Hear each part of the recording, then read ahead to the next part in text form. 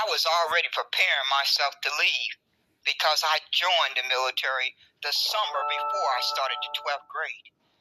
The summer, I was enjoying my little summer vacation, but I had already gotten permission from my mother to sign the dotted line. She signed the dotted line for me. I could not sign the dotted line.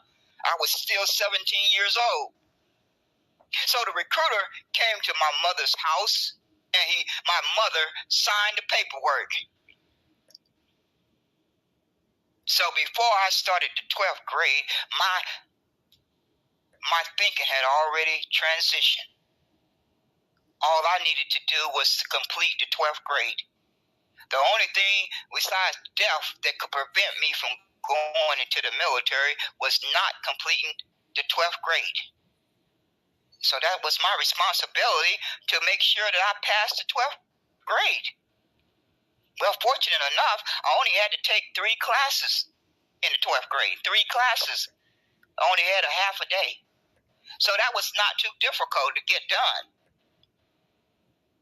But for me, seeing that learning came hard for me, I knew that was going to be a challenge. Even with having a half a day of class, that anything to do with book learning, it was going to be a challenge. Well, I got through those classes.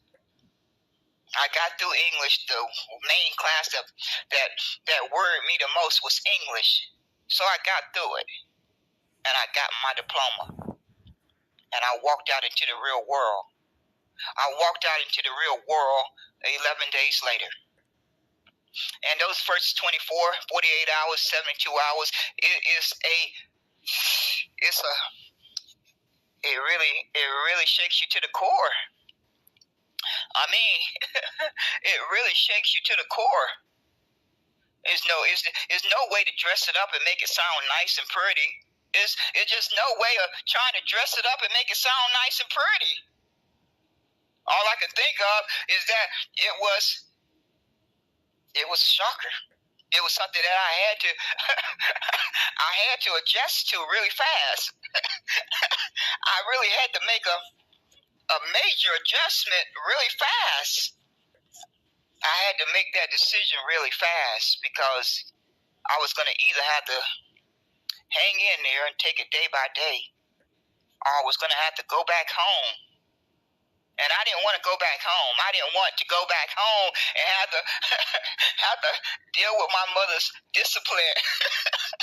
My mother's discipline. So I'm standing there in the military, getting in process. Because, when you first get in, they got to in process you. They got to give you all these uniforms and all these shots, and you got to go through all this other stuff. It takes about 2 or 3 days for them to in process you. And so as I'm going by day, I get through the first 24 hours, and then you wake up the next day and you're still breathing, and you just got to pinch yourself. You got to pinch yourself and see if you're still alive. And so I'm thinking to myself, Aquilin, are you cut out for this? Aquilin, are you cut out for this environment? Do you want to go back home? Do you want to go back home? Hell no, I don't want to go back home. I know that.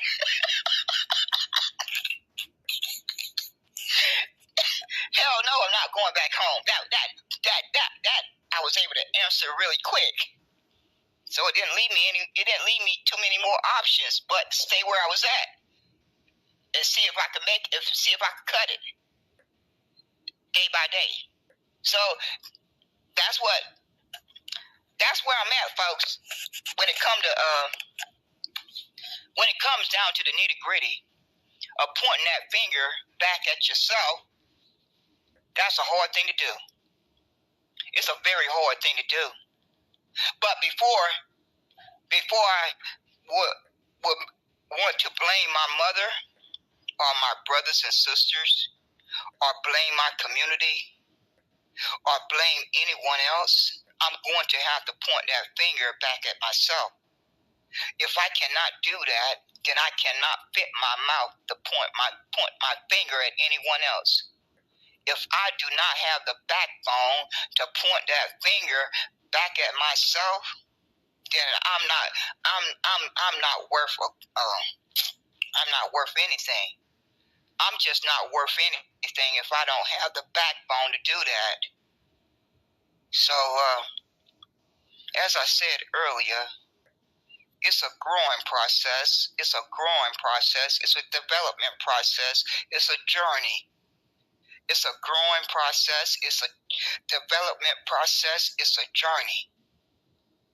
But when I look back at my life and I think about the different conversations that around with my peers and everything, and how you listen to each other's perspectives and you listen to each other's lived experience, and I'm sitting there listening to folks talk about how their mother wasn't there and their father wasn't there, and this happened and that happened. This person in their family died and that person in their family died, and so on and so on. I lost my brother at 12 years old. 12 years old. I'm only 12 years old, and next to my oldest brother dies. His life is snuffed out because of his roommate. Just snuffed out because of his roommate and him had an argument. I'm told this at 12 years old. I'm supposed to be able to process this at 12 years old. At 12 years old, I'm trying to remember the last time that I laid eyes on my brother. It's hard for me to even form an image of him because I was so young when he died. I had to live with that. I've had to live with that. Just like many of us, we have had to live with different life experiences. Each of us have had to live with different life experiences, ups and downs, sadness and happy moments, all in between. Each of us have had a lived experience, some good and some bad. Some good and some bad. There's no getting around it. There's no getting around it. Not one of us escapes that. Not one human being that's birthed into the world have the ability to avoid the good and the bad. The good and the bad. The good and the bad is all part of a life experience. And so, after listening to DJ LB's, I knew I had to do a live broadcast today. I haven't done a live broadcast in months, and many, many months, because I've been going through and I'm still going through a very, very financial hardship. But I'm in there fighting tooth and nail. I'm in there fighting tooth and nail day by day. And what I'm drawing on is the foundation that my mother gave me. My mother is in her grave, resting in peace. But I am still drawing from her foundation. It is getting me through the next day and the next day and the next day. And she is 6 foot under. But I'm still benefiting from that foundation that she gave me. Did she get everything right? Did my mother get everything right? Did my mother get everything right? Did my mother get everything right? Hell no.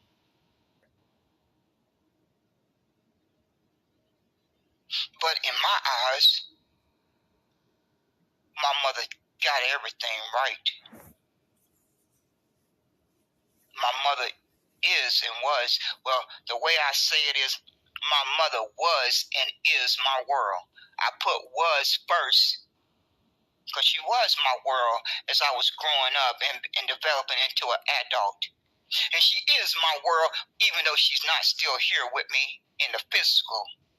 She still is my world. I can't deny that.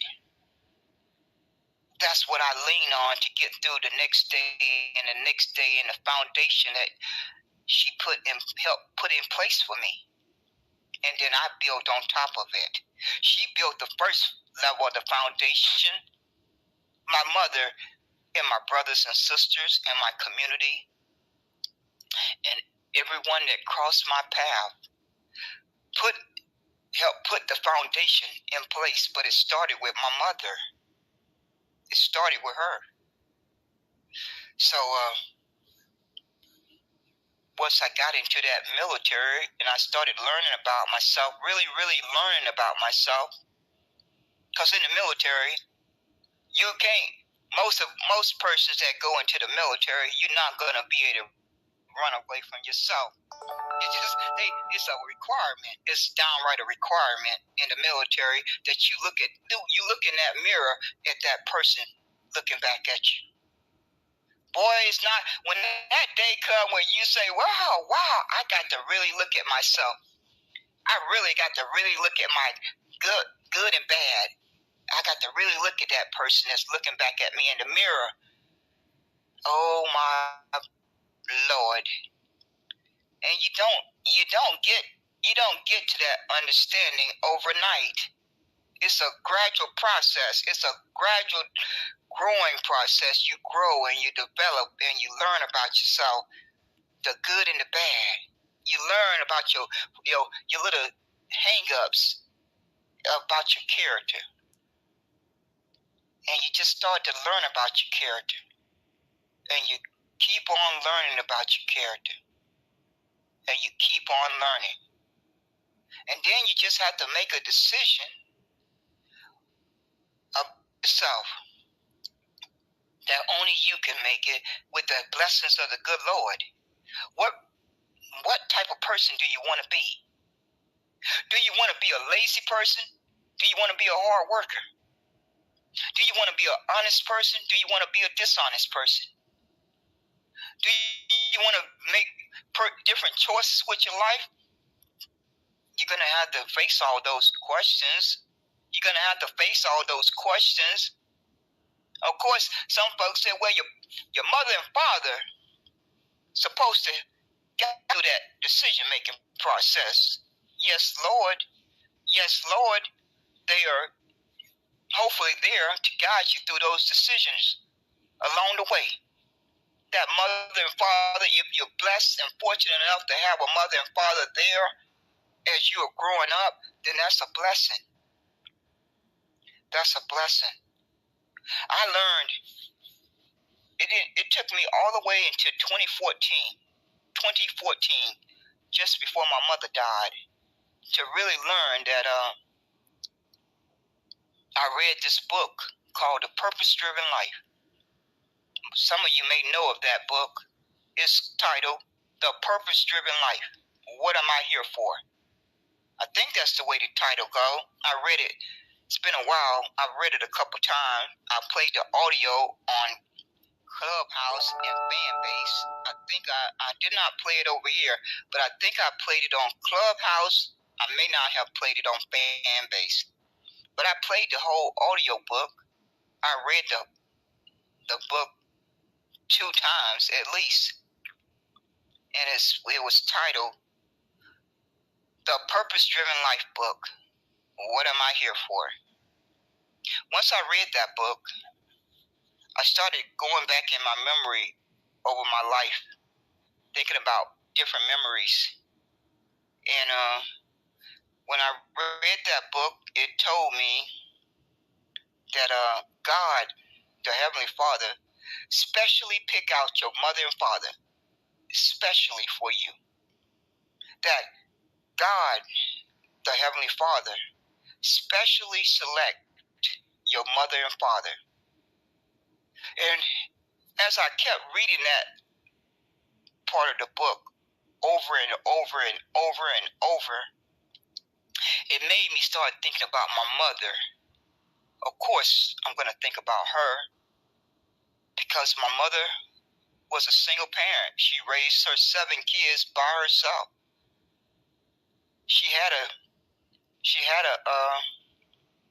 proposal to get married, but she turned it down. She sat us down and told us about it. She gathered us all in the kitchen and she sat us down and she explained to us that she had to make a difficult decision not to get married and bring a male person into the household. And the way she had explained it to us that we had grown up most of our life only having one person tell us what to do. One person tell us what to do, and that was her. So by the time my mother received this engagement offer, most of us was quite old. At the time, as a young child, you don't quite fully understand it. But as I grew older and went out into the world, I thought back to that conversation, and I started to be able to understand it a little bit better. That she was able to make that decision for me and my brothers and sisters. I can't tell you that I fully understand how she came to that decision, but as I got older, I was able to make a little bit more sense of it than I did when I can't remember how old I was when she told me. I just cannot seem to remember that. I'm going to say that I was definitely over 12 years old, because that was when my brother died. So I was definitely over 12 years old. So it had to happen somewhere between 13 and 18 years old.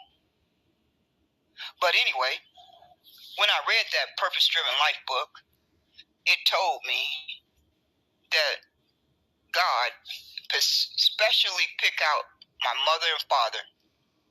And being that I was a child that grew up without a father, that part in the book really made me pause. I'm thinking to myself, Aquilin, you have never met your father. How do you feel about that, Aquilin? Are you angry? Do you blame your mother? Do you blame this person or that person? Aquilin, can you answer that question? Aquilin, can you answer the question, are you angry because you never met your father? Well, as it turned out, my older sister was angry at our mother because she did not know her father. Me being the baby girl, I had to pick up the phone after looking at my mother's face one day and seeing the pain on her face that her daughter had stopped talking to her for 2 years, all because she did not know her father. Here I am, I'm growing up in the same household, and I'm asking myself, I'm not feeling that way. We both in the military, we grown adults now. We grown adults, and we're having to try to work through this. And so I'm sitting there, I'm looking at my mother's face, and I could see the pain in her face. I could just see the pain like it was yesterday. I could see the pain on her face, and I could not. That really upset me, that my mother was in that kind of pain. Now, you may think, why couldn't I try to relate to what my sister was going through? I could not relate to what my sister was going through, because I didn't feel that way. I didn't have the anger that she had, that she did not know her father. I don't know. I was able to process it differently, and I didn't carry any anger. So anyway, turns out I went back home to my apartment, and at the time I wasn't staying in an apartment. I was staying in a house, kind of like a townhouse, and it was a pleasant place to live in. I have to say I really enjoyed living there. So I worked up the courage to get on the phone and call my sister and have that heart-to-heart talk with her. And I really didn't know what should I say to her? How do I start this conversation off with my older sister? I'm the youngest. She's not going to want to listen to her baby sister. But I had to say what I felt in my heart. And so the words just flowed out. I just dialed the phone number and let the words just flow out, and they flowed out. And shortly later, she reached out to our mother. I don't know what I said that got through to her. Hopefully something that I said got through to her. Something I said helped me to try to work through my understanding of how I felt. But I can honestly say, I've never felt angry at my mother by not knowing my father. I don't know whether it's just by God's will that He shielded me from feeling that type of anger. I just know I've never felt it. But then I think about that book, The Purpose-Driven Life. And I said to myself, God has picked out my mother and father specially for me. And it gave me a lot of comfort. It gave me a lot of comfort, even with not knowing who my father was. I had the comfort of knowing that my Heavenly Father had specially picked out my mother and father before I took my first breath. Now, it's no denying it. As I grew up and grew into an adult, I had to admit the truth that my life and how I turned out could have been different if I could have had a father figure there. Because a child needs both parents' input to be a whole person. That's just my evaluation. Every person may not feel that way. But as I grew up, as I grew older and older and older, I started to be able to evaluate it could have made a difference. But then again, it could have had a negative impact. So I don't wrestle with it. I don't go back and forth and with any turmoil. I don't have any turmoil about it. I really don't. I'm at peace with it. Again, I think that's from a blessing from the good Lord. I know it's from the blessing of the good Lord. I should probably be carrying a lot of different emotions, but I just don't have them.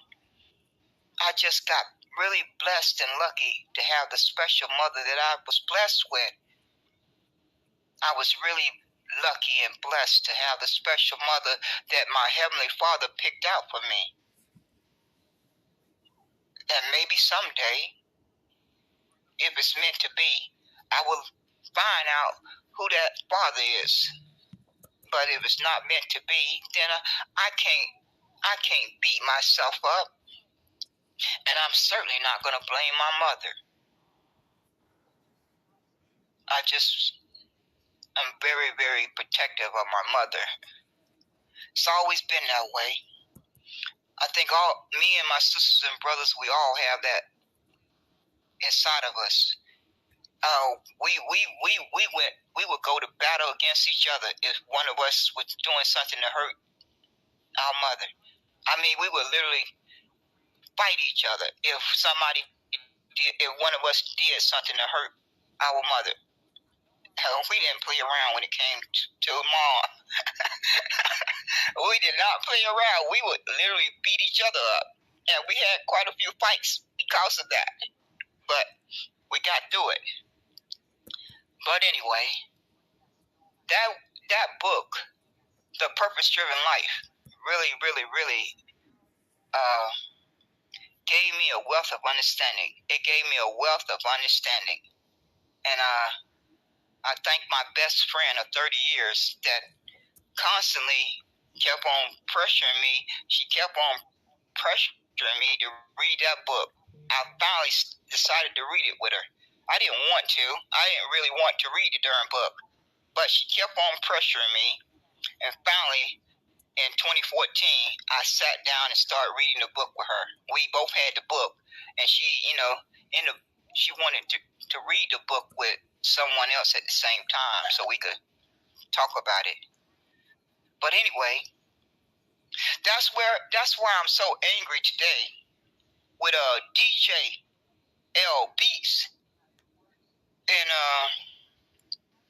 for the past 2 years, I've been on these social media apps. Up until then, I didn't really engage in a lot of conversations that talked about this topic of blaming generations before you.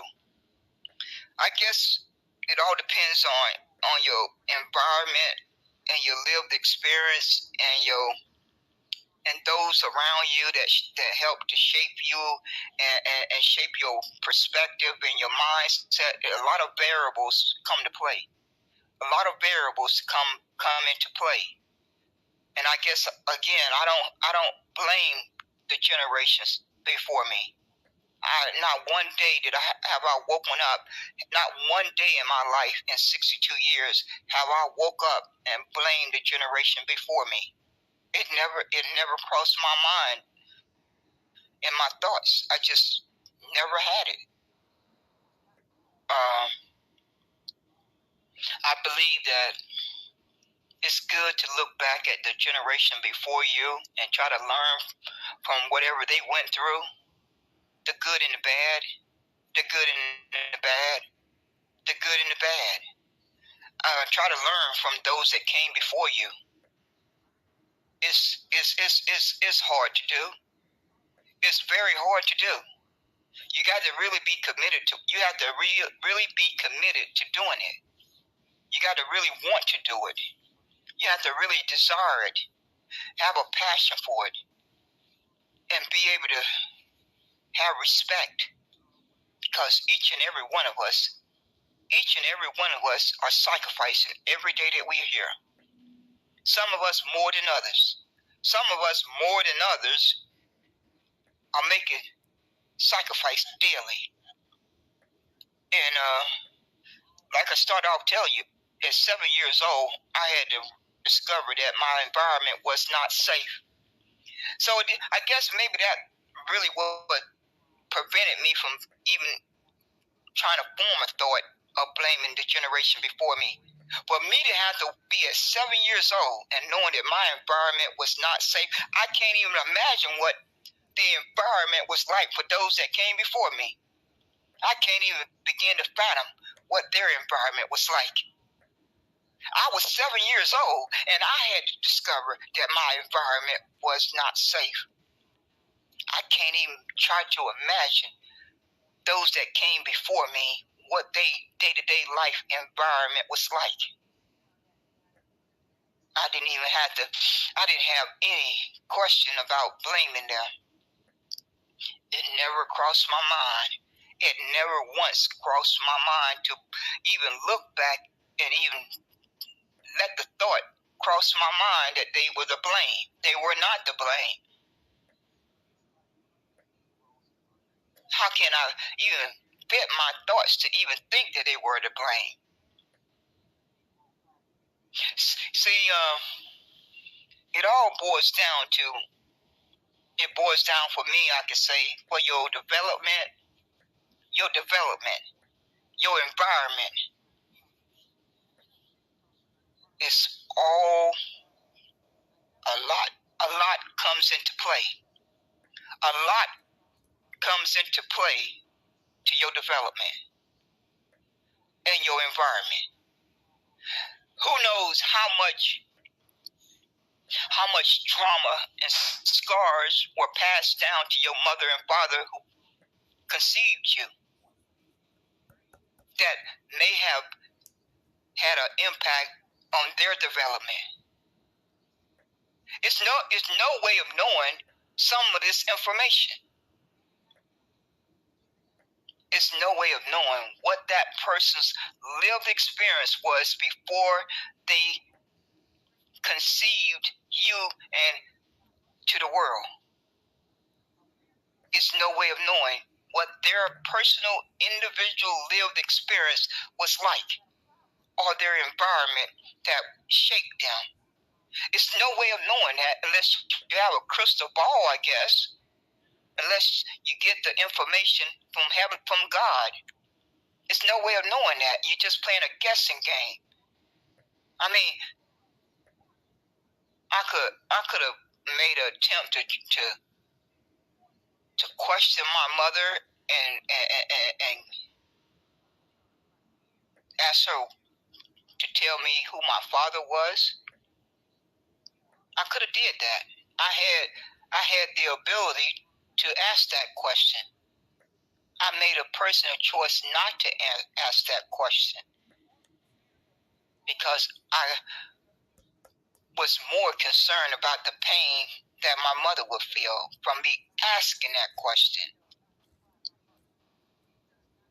Because I had already grown up and bear witness to the sacrifice that my mother made for me and my sisters and brothers. I watched it day by day. I watched it day by day of the sacrifice that she made. Do that excuse her for everything, every decision that she has made in life? No, that's not for me to say. That's left up to God. That's God's decision. Long as my mother made sure that she did her absolute best above and beyond to make sure that her children were safe and were fed and were clothed and had a roof over their head, I can't ask for more than that. And she checked every one of those boxes. She checked every one of those boxes every day. She made sure her children were safe. Even though we grew up in the projects, and that was a hard job. That was a hard job for a single mother to try to raise 7 kids in the projects. But I spent the first 9 years of my life growing up in the projects. I can't even imagine what that was like for my mother to have to try to raise 7 kids and try to make sure that they are safe. I can't even begin to imagine what it's like.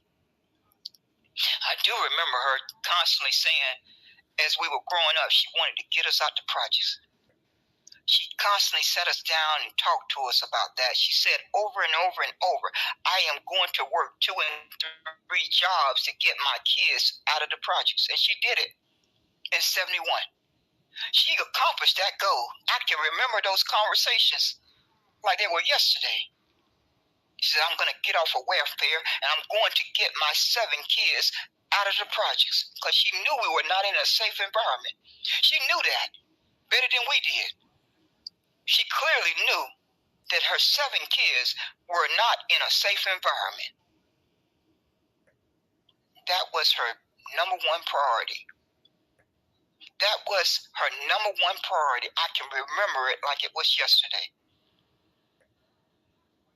But I still cannot even imagine what she went through. I didn't walk in her shoes. I was just a child. I can't even begin to imagine what she went through. So here we are. As adults, it's very easy to point the finger at someone else. It's very hard to point the finger back at yourself. It's very, very, very easy to point the finger at someone else. It's very, very hard to point the finger at yourself. But on top of all of that, the environment has been the main enemy of the brown-skinned person, of Negroes and Negro descendants, and all brown-skinned person. If you happen to be birthed into the world with brown skin, whether you were birthed in America or somewhere in the world, you were going to be mistreated. That environment was already in place before most of us took our first breath. That evil, sick environment was already developed before most of us took our first breath. It just started being developed before we came into the world. We didn't have any control over it. We didn't have 1 ounce of control of that environment that was being developed before we were born. We just happened to be blessed to be born into the world. And depending on where you were born, depending on your environment, depending on where you were born and where you grew up at, of that environment that you were birthed into. And as you grew up in that environment, it was shaping you every single day. Every single day of your life, your environment was shaping you, along with the family and family structure around you. So you got two separate structures that you are growing up in. You're growing up in your family structure and your environment structure. They may go against each other at any given time. And so it's a lot to process when it comes to trying to understand what is hindering you from having a productive life. It's a lot to evaluate. And you got to really be grounded to be able to really peel back those layers. You have got to be hopefully as grounded as humanly possible, because you're going to have to peel back some layers if you're going to get to the best understanding that you can get. And it's not going to be an easy journey. It's not going to be a quick answer. But you're going to, if you have the patience and the discipline, hopefully you can come to that understanding. Hopefully, if you have the patience and the discipline, you can come to that understanding. You can take that journey and you can grow and you can develop and you can take that journey to learn and understand about yourself and about the lived experience that you have endured. It's not going to be no quick answer. No one has all the answers. No one have all the answers but the Heavenly Father. That's just my evaluation. It may not be that evaluation for you. That is my personal evaluation. That this lived experience is a continuous journey. It's a continuous journey. And I just have to be willing to go on that journey and to grow and develop every single day. I have to be willing to grow and develop every single day to be the best human being that I can be. The happy human being that I want to be, and be strong enough to face the ups and downs. I want to be happy. We all want to be happy. But I also have to be strong enough to face the ups and downs, the good and the bad. I have to be strong enough to face that. Otherwise, I cannot have a productive life. It's not going to just be one way. It's not going to just be good and no bad. It's not going to be just bad and no good. So I got to be strong enough to face those ups and downs day by day. And some days are going to be good days. I'm going to be strong enough to face them. Some days I may be a little bit weaker, and I just have to regroup. And I just have to get back up and keep going forward. But I'm not going to have a perfect journey. I'm not going to have a perfect journey. There are going to be those days where you feel that you have been beat down, or you just want to be lazy that day. You feel like being lazy. And there's going to be those days, hopefully it's going to be more days where you feel like you're going to want to work hard and give 100%. And you're going to be able to accomplish any goals that you set, and you're going to get the results that you want. But it's going to be a journey. Sometimes it's going to be rocky. Sometimes it may be rocky. Sometimes it may be smooth sailing. but it's all a journey. And not one of us have all the answers. And so not to beat yourself, I said, Aquilin, I am not going to beat myself up. I am not going to beat myself up. I'm going to do my absolute best to try to look in that mirror and have that heart-to-heart talk with myself. But I'm not going to beat myself up because I did not get everything right. I'm not going to beat myself up, and I'm not going to reach back and blame this person and that person and that person and this person and that person. I'm going to do my critical evaluation of what went wrong and what went right. Hopefully I have the ability to do that I can make my critical evaluation of what went wrong and what went right and go from there. I am not going to take time off of my life blaming anyone else. Well, let me correct myself. I have only one person that I can blame with a clear conscience. With a clear conscience, it's America.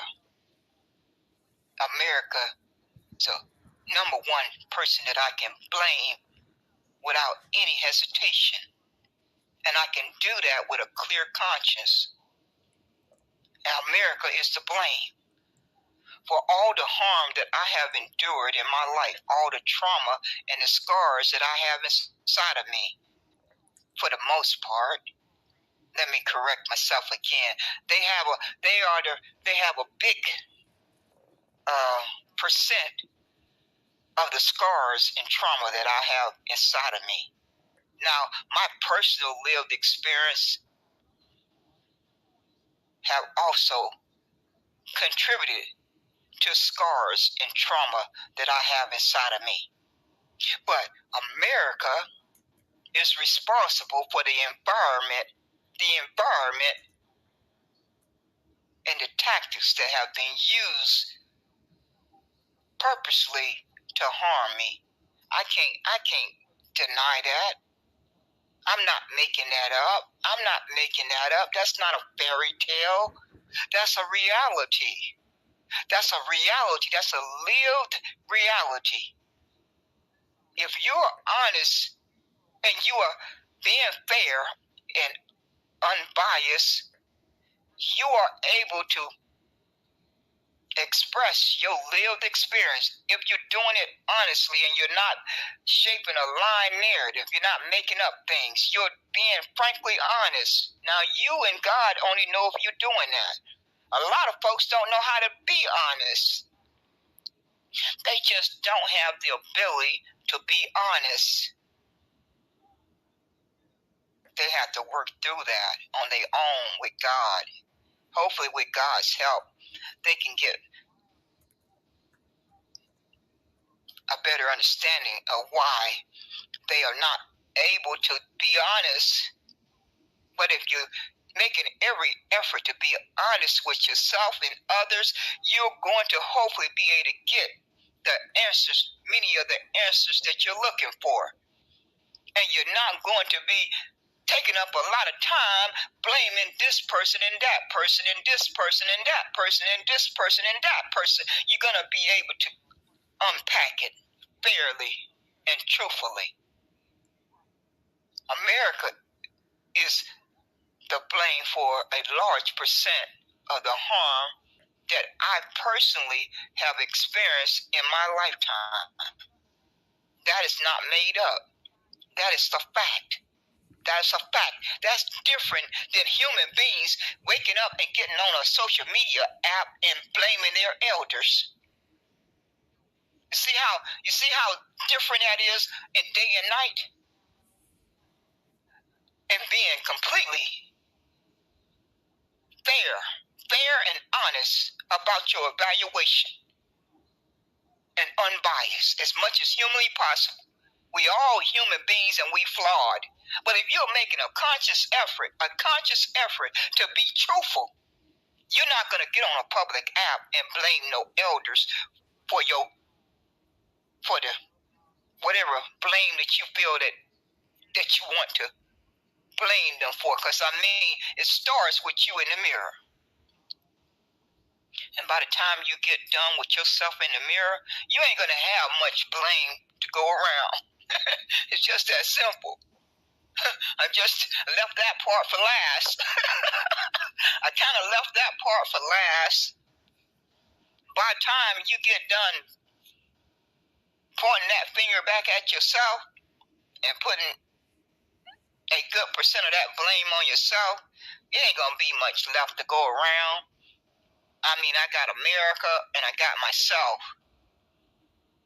I don't really have much more to go around to anyone else that I could think of. I'm just being frankly honest with you. America is number one, and myself. I don't have a third and a fourth and a fifth. I just don't. I just don't. That's just me. I can't speak for anyone else. I just have one and two. I just have one and two. America number one, myself number two.